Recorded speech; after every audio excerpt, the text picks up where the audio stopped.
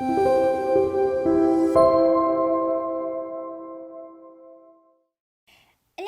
안녕하세요. 야너과 6화. 6회.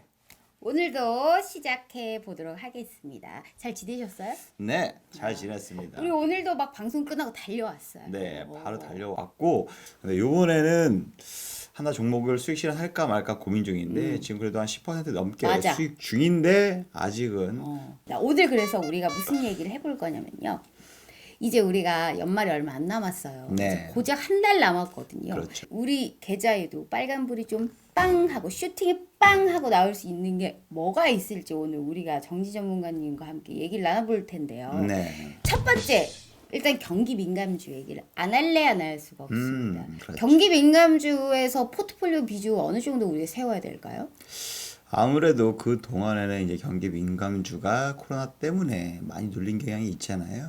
하지만 이제 백신에 대한 기대감이 지금 살아오르면서 지금 강력하게 좀 상승 랠리를 펼치고 있는데 우리나라에는 거의 한 4월 정도 이렇게 백신이 거의 보급된다고 보면은 중장기적인 관점에서는 좀 여러 번 나눠서 모아가는 전략이 좋지 않을까 이렇게 보고 있어요. 경기 민감주는 어찌됐든 우리가 중장기로 봐야 되니까 모아가는 네. 조금씩 우리가 그러면 거기 안에서 또 어느 섹터, 어느 테마인지가 중요하잖아요. 저는 1순위는 뭐 당연히 뭐 스마트폰, 자동차는 무조건 좋게 보고 있고요.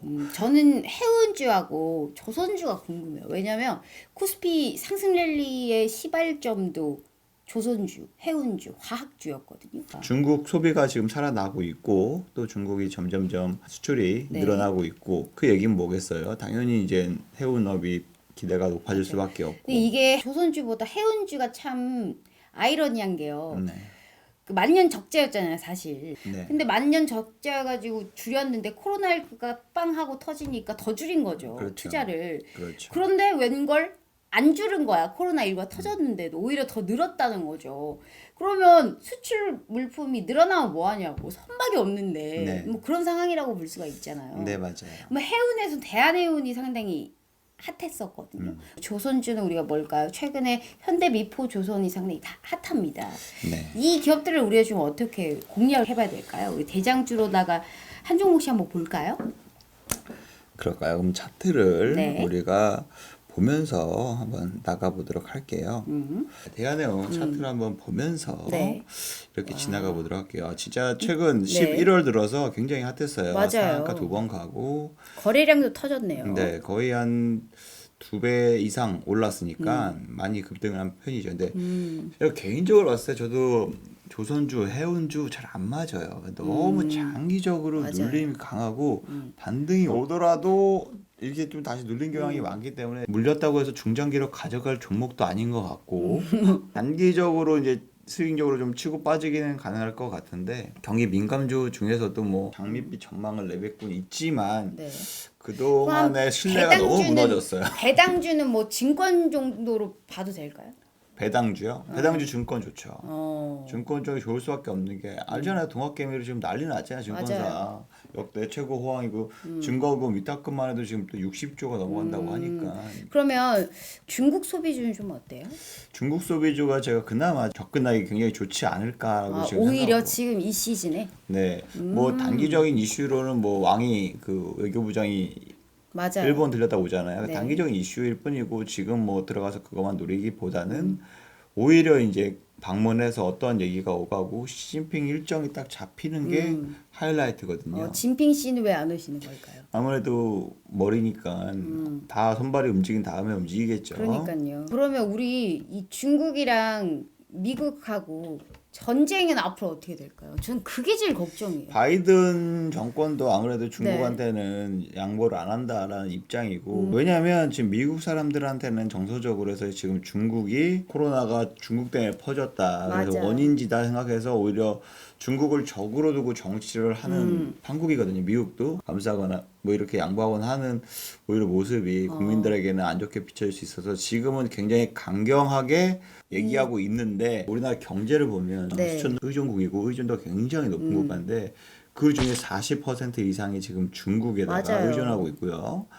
미국에다가나 20에서 25%가량 의존하고 있어요. 그만큼 절반 이상 두 국가에 의존하고 있는 상황이 이제 우리나라 상황이다 보니까 우리 IPO 그랬고 올해는 정말 IPO의 이 세상이었다라고 해도 과언이 아닌데 이 지금 계속적으로 신규주들 쏟아져 나오고 있거든요. 계속 관심을 좀 가져봐도 될까요?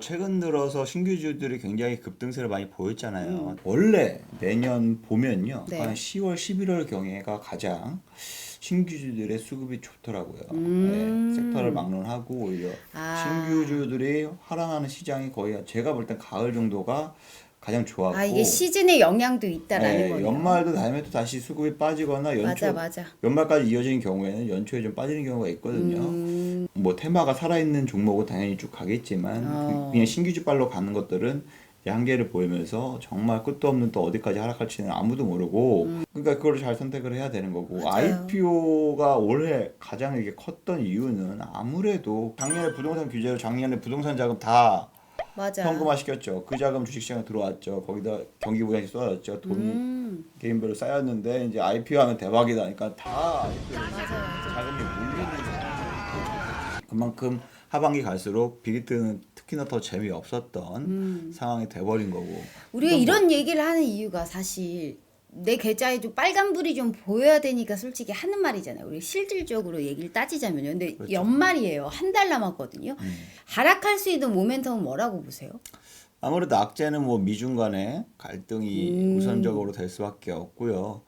그 다음에 미국의 경기 부양책이 트럼프 정부에서는 너무 이제 미국만 하고 나머지 다 맞아요. 시장을 죽였잖아요. 약간 이게 좀 느슨해지는 바이든 정부가 느슨해지면서 자금들이 전 세계적으로 퍼지고 더 매력적으로 많이 빠졌던 아시아 시장으로 지금 계속 들어오는 상황이고 그래서 저는 좋게 보고 있습니다. 그럼 백신이 이제 정말 개발돼가지고 전 세계로 만약에 퍼지면요. 음악병실이라든지 이런 관련주들이 이제 어떻게 될까요? 저는 그게 제일 궁금한데. 끝나는 거죠. 뭐.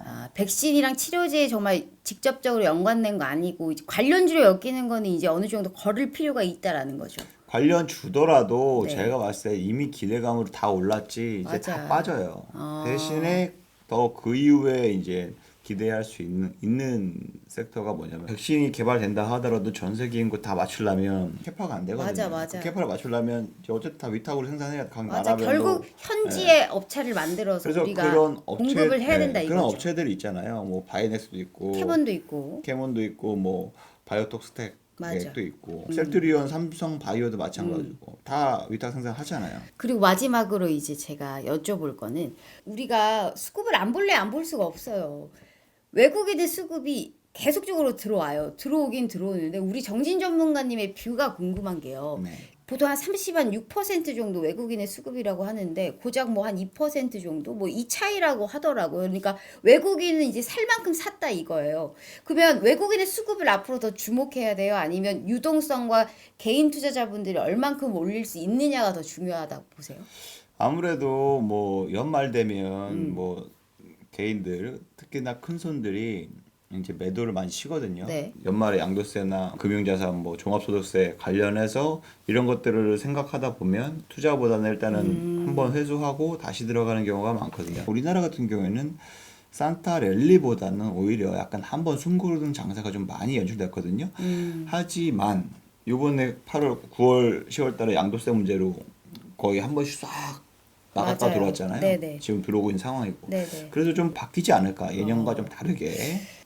네, 아무튼 지금 코로나 때문에 그동안에 가장 피해가 어디였어요? 항공, 카지노 이런 데가 지금 확 죽었잖아요. 여행이 최근 들어서 많이 올라왔어요. 항공도 마찬가지고. 뭐 항공이야 뭐 다른 인수 이슈 때문에 올라온 거고 참 좋은 여행이나 뭐 노랑풍선 같은 거 진짜 맞아요. 최근 들어 핫했거든요. 코로나 백신에 대한 기대감 이후로 오른 거거든요. 코로나 백신이 뭐예요?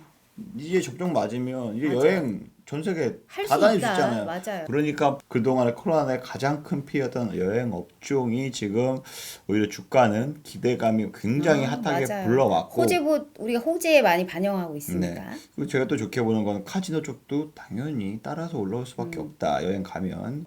우리가 더욱더 좋은 얘기로 우리가 또 다음 화에 찾아뵙도록 하겠습니다. 오늘 우리 얘기 들어줘서 감사하고요. 우리 내용이 좋았다면 좋아요 그다음 눌러주세요. 안녕. 안녕.